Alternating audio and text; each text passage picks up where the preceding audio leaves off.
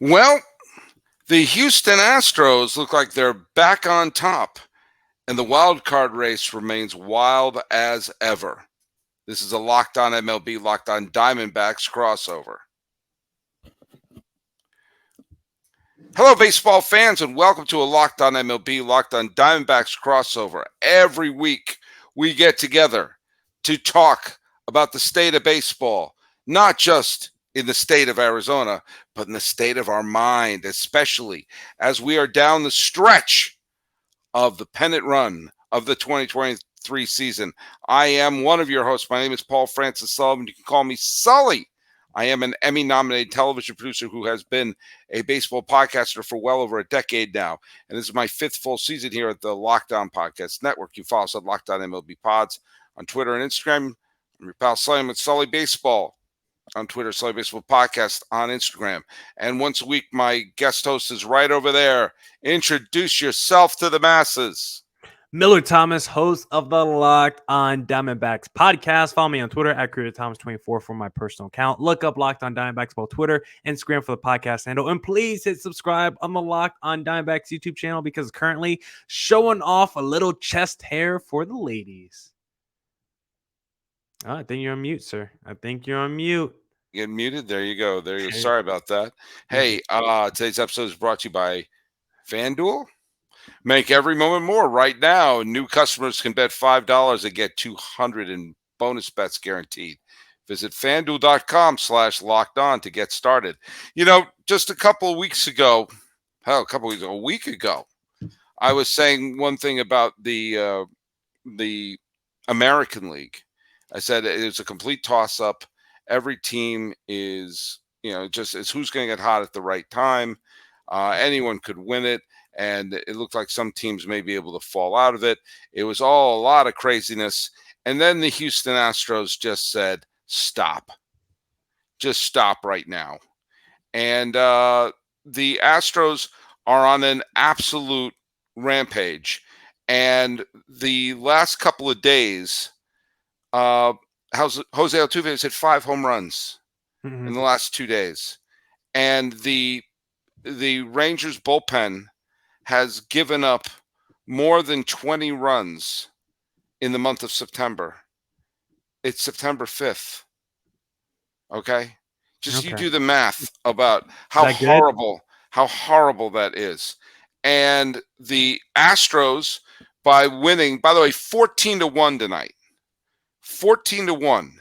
The Rangers let up 14 runs tonight. They let up 13 runs the night before. The Rangers have let up, in must-win games, a grand total of 27 runs in 2 games. Okay? That now, if you're, I don't know if you're using your sleeper app, but don't bet on Ranger pitchers these days. Bet on Astros batters when they're going up against this, and it's just absolutely absurd how the Rangers have just been absolutely trounced. And with that, and the fact that the Mariners lost a game to the Reds in the bottom of the 9th in a wild back-and-forth game, in a game where Julio Rodriguez hit 2 home runs, but it didn't matter because the Cincinnati Reds came back to win that. With that, the Astros have moved all the way to first place. And they're not going to catch Baltimore, but they're in first place. There's about 24 games to go. Altuve is on an absolute tear, and we may just find ourselves with the Astros walking into their 3rd straight World Series by the way they're playing. Yeah, I wouldn't be surprised at all. I mean, if the Astros made it to the World Series, but I don't know if I'm ready to crown them division winners just yet, just because after these last 2 games, of course, phenomenal stuff by the Astros, but they are coming off a sweep against the New York Yankees. So they're now 2-3 in the month of September. So I don't want to act like they're the hottest team in baseball, because basically you look at the top 3 in the AL West. Over the last 10 games, those 3 teams collectively are 500, each of those teams. So I think when you look at that division, these final 3 weeks, I think you can really make the case for any of them. The Rangers were probably the best AL West team the first 3.5 months. Then the Hmm. Mariners really caught fire in the month of August. Now all of a sudden, it seems like it's the Astros' time to get hot. And would anyone be surprised at all if the Astros took over this division? No, because it seems like every September, October, it's the Houston Astros time, and they just automatically get up for the postseason. But I don't want to automatically crown them the champions. I would have done that the last few years, but considering how the Mariners have looked in the month of August post All-Star break, how the Rangers have looked the whole season prior to the month of August, I still think this division is anybody's to take right now. Now, yes, the Astros were swept by the New York Yankees, who, by the way, have dusted themselves off, and they've got back to 500. You notice that? Wow, They're impressive. 69, 69. Good job. Last Not place 500 team. nice. Good job. Nice. But hey, I mean, look, it's obviously not a great year for the Yankees, but Yeah. if they look like they were on pace to possibly lose 90 games at one point, and so they've the fact that they swept the Houston Astros is a positive thing, but um you got to give the Astros credit then, because they had that kick to the shins, and then they responded by blowing the doors off the dump in Texas for the first two games. And lest we forget, I mean, you go back to August 8th, August 8th, Max Scherzer won a game against the Oakland A's in Oakland. With that, the Rangers were 22 games above 500. And since then, let's see, which were they? They were 68 and 46 then. And they have won 8 games since then. And I mean, they've been an absolute. They were up 3.5 games Mhm. in the division at that point. And hold on, I went baseballreference.com, the single greatest website in history planet Earth. They were only 2 games behind Baltimore for the best record in the American League. And since then, they're 8-16. Texas is. Texas is. Yes. And did I say Houston? I meant to say Texas. And that is an absolute free fall. And not only that, let's put another thing in perspective. We're recording this. It's in the evening of the 5th of September when you and I are recording this. Toronto is playing Oakland, the worst team in baseball. And as of this recording, there's no score. If Toronto wins, Toronto will then leapfrog Texas. Texas would be out of the playoff. They would really? not be a wild card team. I didn't know that. If Toronto defeats Oakland tonight, Texas will be on the outside looking in with roughly 24 games to play and a bullpen that is in absolute shambles right now. So that's what we're looking at. The Everest that Toronto has to climb is Oakland, and who can play you tough, but still, that team has 96 losses at this point. So I don't think it looks. Look at I'm actually impressed by how the Astros have responded, because they went into Texas after getting their butts handed to them by New York, and that it was the Rangers who were salivating at the thought of, hey, we can push the Astros out of the playoff picture altogether if we beat the tar out of them. And then this is humiliating. This is the sort of thing that people lose their jobs over. Yeah, and for Texas, I mean, I would feel pretty bad because I know Bryce Patrick. He likes to he gets real sad boyish when it comes to the Texas Rangers, and he definitely doesn't want to see the other two teams take over the AL West. But I did not know that if they get a little cold here, that the Toronto Blue Jays were going to leapfrog the Texas Rangers, just because I felt so good about the Rangers the whole season. And Yeah. maybe we need to do a little alignment readjustment when it comes to the wild card, because the Rangers at 76 wins, like you said, could be out the postseason. But if they were in the National League, they would have the top wild card spot right now in the NL. So absolutely insane. But the Rangers haven't even been like that awful post All-Star break. Like, we say free falling, but like in July they were 11-13. They went August on a they were they went 15 on a and 12. bad losing. They've gone on a couple very bad losing streaks, though. I mean, like, I'm sorry. They've their bullpen has absolutely imploded at this point. I mean, like, I I get what you're saying, but I'm gonna push back a little bit. They had an was an 8-game losing streak mhm. between August 16th and August 25th.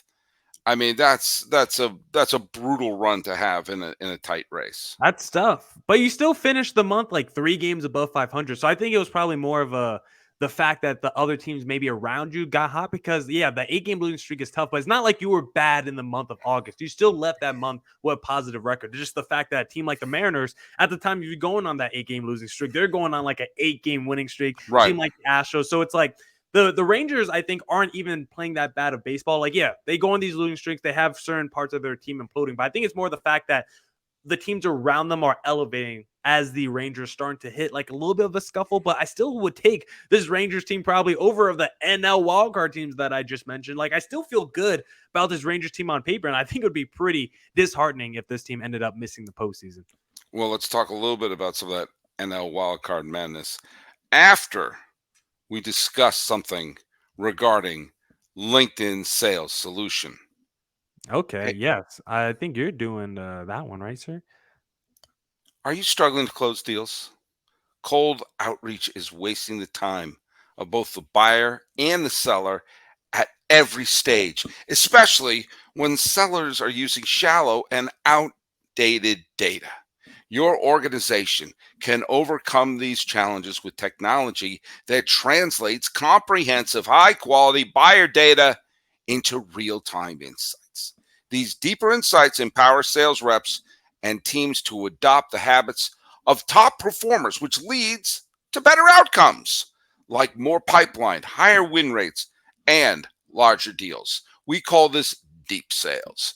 And we've built the first deep sales platform with the next generation of LinkedIn Sales Navigator. Right now, you can try LinkedIn Sales Navigator and get a 60-day free trial at linkedin.com/locked on. That's linkedin.com/locked on for a 60-day free trial. Let LinkedIn Sales Navigator help you sell like a superstar today. Just go to linkedin.com/locked on to get started on what? LinkedIn Sales Navigator. All right, we are going to talk a little bit about the fact that we're here doing a Locked On MLB, Locked On Diamondbacks crossover. Again, as we record this particular episode, it's the 4th inning, and the Rocks are over the D-backs right now. Hey, the Rays walked off the Red Sox in extra innings on a 3-run home run by, is it Brandon Lowe or Brandon Lau? We'll never know. We'll never know. The Red Sox season is over. We all know that. Yeah. I mean, come on. With I mean, stop. Four and a half. 4.5. No, 4.5. But they have to leap both Toronto and or Texas and Houston. And by the way, when you have a lead in extra innings, by the way, rewinding the clock, getting swept by Toronto in Fenway still has been the nail in the coffin of this team. That's not going to happen. It's not going to happen. It's not going to happen. Hey, let's just give some credit where credit is due. The Encarnacion Strand gets the walk-off hit in the come-from-behind game as the Reds top the Seattle Mariners. I thought that was like a new weed or something. I didn't know what that was. Hey, look, this is not a sponsor. Also, give some credit to the Miami Marlins, who doubled up the LA Dodgers 6-3. And the Marlins, they're now on the outside looking in by half a game, but they're still in it. They're still in it. San Francisco, there's a couple of terrible calls went against the Giants, but still, they let up way too many runs. And the Giants, look at it's the wrong time to have a 5-game losing streak. There's never the right time to have a 5-game losing streak, but when you have 4 teams that went into Labor Day Monday tied for one spot, that's when you have to go on a winning streak. It would behoove Arizona to win Behoove. because that would keep them tied with Cincy. If they lose, then they would fall behind Miami. Mhm. It's still tight, and the Giants still, the Giants still have talent, but they can't slide away too far. But I feel, look at the Marlins win over Los Angeles was a very important win for the Marlins to keep. When you look at the schedule and you see LA is coming to town, you're thinking, oh boy, that's not going to be an easy task. Yarbrough got the loss, and the Marlins got a couple of back-to-back home runs. De La Cruz, Jazz Chisholm Jr., who is a much better actor in that video game ad than Derek Jeter is. Okay. He is. I'm sorry. I'm convinced I was take 98 for Jeter. Say, just call me the captain. Cut. Okay, Derek, can you turn to the camera? But Jazz Chisholm went places as an actor. He kind of sits back and he goes, I think do I know you? I recognize your voice. It's like, look at some athletes can act, and maybe Jazz Chisholm Jr. Let me put it this way: he's making the old man proud. For Jazz Chisholm Sr. But is it the Marlins doubled them up 6-3, which brings us to the topic of the LA Dodgers. Ooh. The Braves are probably going to have the best record in the National League. They're playing at an unbelievable clip. They're going to be setting offensive records. I think they're a cinch to win 100 games. LA is going to finish ahead of Milwaukee. Milwaukee won again, and their magic number is down to 22 to clinch the division. LA is up 13.5 games, so they're going to win the division. So it's not really a question of is LA going to make it? Mm-hmm. But I talked yesterday a little bit about Julio Urias. I'm done talking about him. He's gone. Good riddance. Now let's talk about just the baseball fact of that, because Kershaw is their top starter. And he's having a good season. Yeah. Lance Lynn turned out to be a nice pickup from Chicago, as he's kind of found his groove. After that, Bobby Miller, Yep. who pitched very well the other day. Bobby Miller should be the guy who you're thinking is a possible number 4, maybe pitching in relief in the division series. Bobby Miller at this point is their number 3 starter. And then when you start talking, because Gratterall and who else is hurt? There's a bunch of people who are hurt. They're talking about Emmett Sheehan. On the depth chart on ESPN, when you remove Julio Urias, the depth chart is Clayton Kershaw. Then their number 2 starter is Lance Lynn, who had that in the pool. Their number 3 starter is Bobby Miller. Oof. Their number 4 starter is Emmett Sheehan. And the number 5 starter is the person who gets a trivia question right here at Locked On MLB. Follow us at Locked On MLB Pods on Twitter and Instagram. And if you get the trivia question right, you too can be a pitcher for the Los Angeles Dodgers in the postseason. I mean, I'm sorry. They've got some young pitchers on the team, and they got some people who they could bring up and maybe do an opener situation. But this is a team that's supposed to be thinking about winning the World Series. And we're talking Bobby Miller and Emmett Sheehan as their 3rd and 4th starters. And I don't even want to put blame on the Dodgers, because I think this is a team that's usually progressive and proactive when you get to the offseason and trade deadline. But it's just been an unfortunate case of injuries and some other off the field issues, because of course Julio, and then you got the Gonsolins who's been hurt. Don't forget Walker Buehler has not been there the entire season. Kershaw, he's only going to make like 24, 25 starts because of injuries this year. Dustin May is out again, like you mentioned.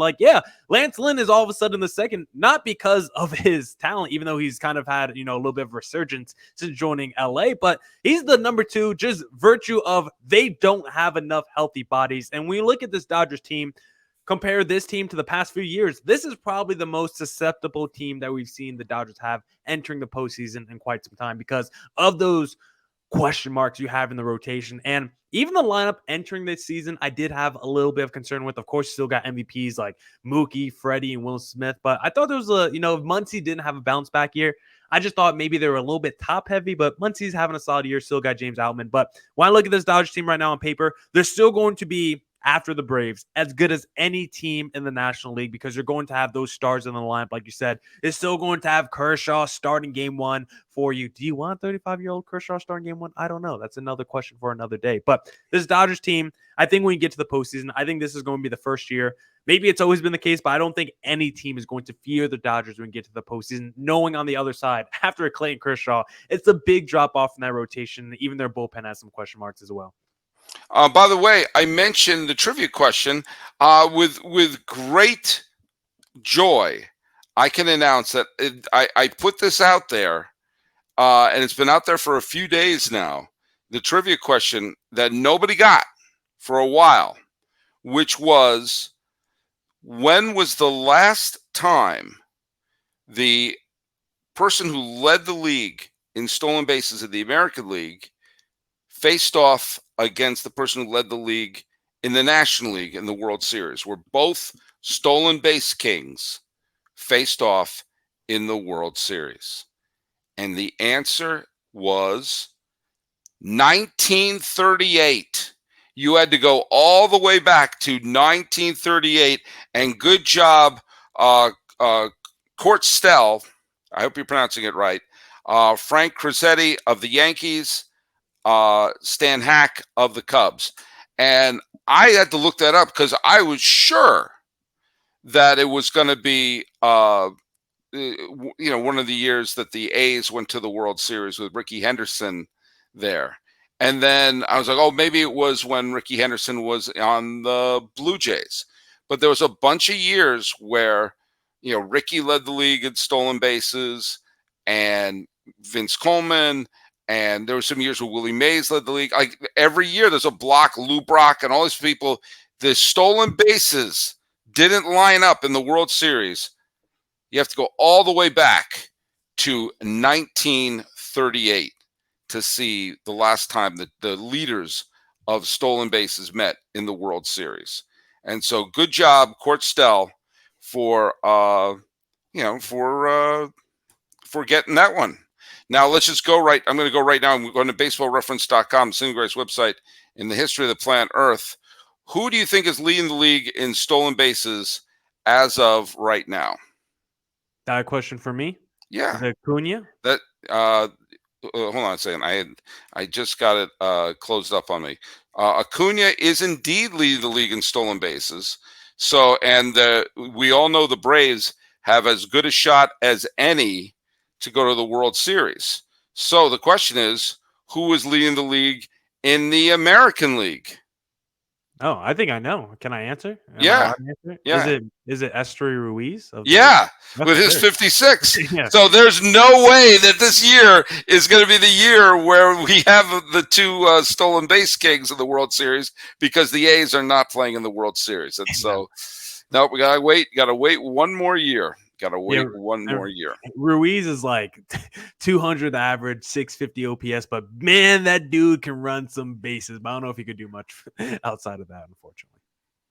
Hey, how about I do a quick, a little live read for our listeners out there? I want to talk to our listeners about this little app that I use with the football season around the corner and the MLB playoffs here. Why not download FanDuel and make a little money? Because get ready for the NFL season with incredible offers from FanDuel, America's #1 sportsbook. Because right now, new customers can bet $5 and get 200 in bonus bets guaranteed. Plus, all customers who bet $5 will get $100 off NFL Sunday ticket from YouTube and YouTube TV. That's right. Just put $5 down and you could get $100 off. Now is the best time to join FanDuel. The app is super easy to use and can bet on everything from spreads to player props and more. Best believe I use the same game parlay feature when the D-backs are playing and Zach Gallen's on the mound. Give me Gallen over 5 Ks. Carroll, RBI double, and D-backs to win. Second half hasn't been hitting at much, but I'm still making some money here and there. So visit FanDuel.com/lockdown and kick off the NFL season with an offer you won't want to miss. FanDuel, official partner of the NFL. All right. Now, all right, here's the deal. Here is the deal. Um, the wild card race is going to be absolutely insane, Nutty. absolutely nutty, and we're gonna, and then we're look at there's some we're seeing some of the teams you expected to win start to come through, but I'm telling you, this is a situation where, like, let's say if you're a National League wild card team, okay, Like the if you're a D-backs. National League wild card team, then you just you have to really be you have to be putting the aft thrusters in. Mm. You have to just make everything, you have to go all at it Yeah. and just completely, completely do your best to get into the wild card by any way, stretch, or form. And here's why. Let's say you win that wild card series and you find yourself, you get to the next round and you wind up playing the Dodgers. Mm-hmm. Now, look, you got to favor the Dodgers no matter what, because they're going to be a 90 some odd win team and blah, blah, blah. And did I mention blah, blah, blah? However, they're a beatable team now. You suddenly take a good long look at the, you take a good long look at this team and you say, we could, if you can get past Clayton Kershaw, who I'm a big fan of Clayton Kershaw, but let's be kind, he has had a checkered postseason past. And then after that, you're looking at Lance Lynn and the 14th caller, and suddenly going up against a 90 to 100 win team becomes a winnable situation. Now, is any team going to defeat the Atlanta Braves? Probably not. But nobody picked the NLCS to be the Phillies versus the Padres last year. What I'm saying is that the turmoil in the Los Angeles Dodgers pitching staff has suddenly made the idea of getting a National League wildcard spot a little more attractive. Now, the team that's really, really, and did I mention really benefits, is the Milwaukee Brewers. Because the Brewers are probably going to win the division, and they're going to have Burns and Peralta, a solid starting rotation. If they can get past the wild card round and then face the LA Dodgers, suddenly the Brewers starting rotation, you've got to put up against Los Angeles's, and favorably. Now, LA still has Freddie Freeman, Mookie Betts, this fantastic lineup. But the one way that can keep LA out of the league championship series would be suddenly a team outpitches them. And if any team can outpitch them, it's Milwaukee. So this is significant. This is absolutely significant. And we're probably going to have a Braves Astros World Series rematch. I mean, no offense, Orioles or Rays or so many other teams in the American League, but the Astros just look really good right now. Yeah, Brewers could beat the Dodgers in a series, but it won't mean anything to me because the Brewers are boof. I don't care how many series they win. Once they face the Atlanta Braves, they will be going home because the Brewers will be a sexy dark horse team that people like to pick because of the rotation, like you just mentioned, Sully Baseball. But one thing that they cannot do is score enough runs to win, and this is not even the elite Corbin Burns that we've seen in years past where he's been a Cy Young Award winner. This has not been the elite Freddie Peralta. Both of them are still studs. Both of them are still very good. But if they're not that tier one level pitcher with their offense the way it is, the Brewers to me are just why the Chicago White Sox have been the last few years. A really good regular season team, a sexy team, and a fun team to pick once you get to the postseason that always disappoints you and rips your heart out. This NL wildcard race, it's basically 5 teams for 2 spots, right? Because I think the Phillies are pretty locked in. And with the D-backs playing the Chicago Cubs 7 more times in the next 3 weeks, you can't lock in the Chicago Cubs either. So this is going to be crazy. And I want to really ask you of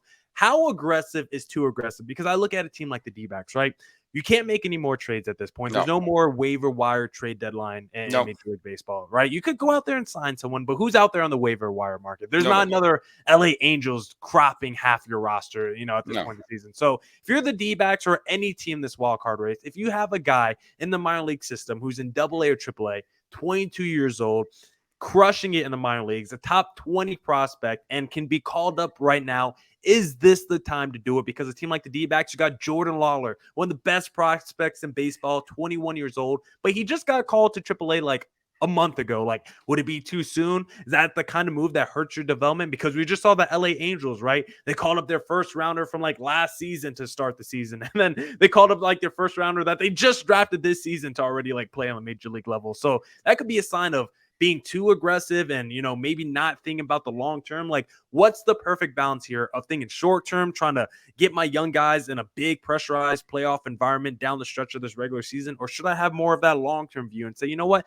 let me not waste rookie eligibility on a season where I might make the postseason? All right. Well, look at There's a little bit of a question. What do you think? well, uh, I think you got to stand pat with what you got right now. There's nothing. I mean, the only thing you do is to call up someone from the farm. That's what I'm saying. If you call Yeah, up a and top prospect and it's like Ella De La Cruz those first 2 weeks, is that yeah, worth it? you at some point you got to think at this point you have all your best ones up there. If there is someone who's still floating around there, then then go for it. I know at this point I just think you've got the team, that you got, and I would, I to me I just would, I think you got to run with what you got right now. There's only 22 some odd games left. I mean, Yeah. how many great contributions are you going to get out of 22 games?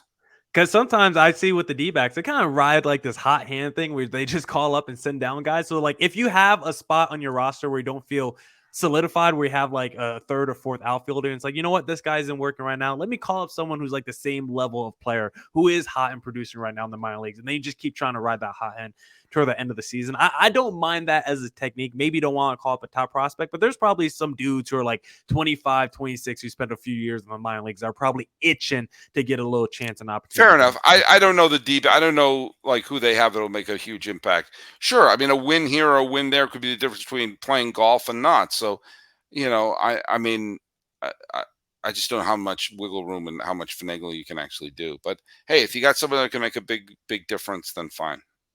Yeah, I don't know.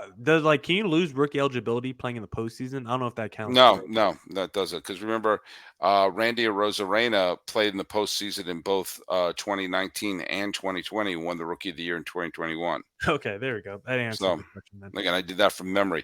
Hey, let's do a trivia question here. I'm thinking a lot about postseason and teams that came so close to winning, and the Cleveland Indians, and that's what they were called back then, came as close as you can get to winning the World Series in 1997, which would have changed the fortune and the perception of the team and maybe even sports in Cleveland altogether had they held on to that. How close were they to winning? Well, in Game 7 of the World Series, they had the lead in the ninth inning of Game 7, and they had the go-ahead run on base in the 10th and the 11th inning before losing in the bottom of the 11th to the Marlins. Now, the World Series MVP that year was Livan Hernandez. He should not have been the World Series MVP. He was okay, but he wasn't great. The World Series MVP should have been Moises Alou, if you look at the stats. But what Cleveland Indian legend would have been the World Series MVP with his 2 homers, 367 average, 10 runs batted in, an OPS of 1006? What beloved Cleveland star would have been the World Series MVP in 1997 if they had got those final outs? Send Big me. Poppy. He Was that was a twin? he was a twin, I think. He wasn't even a Ah, twin then yet. So ah. put right down here at on the YouTube channel or at Sully Baseball on Twitter, Sully Baseball Podcast on Instagram. Hey, Miller Thomas, where can people listen to your show? please follow me on Twitter at CareerThomas24 for my personal account. Look up Locked On Diamondbacks on both Twitter, Instagram for the podcast handle. Streaming on all platforms, Locked On Diamondbacks on YouTube. And please don't forget to catch every D-backs pitch on their hometown broadcast when you download the Sirius XM app and search up Diamondbacks. And you can follow us at Locked On MP Pods on Twitter and Instagram. I'm your pal Sully, Sully Baseball on Twitter, Sully Baseball Podcast on Instagram. Talking about the wild card, the resurgence of the Astros, and the confusion that is the Dodgers, and the possible shuffling of the deck in Arizona. This has been the Locked On MLB, Locked On Diamondbacks crossover. I am your host, Paul Francis Sullivan. Please call me Sully, and let's fist pump for another week.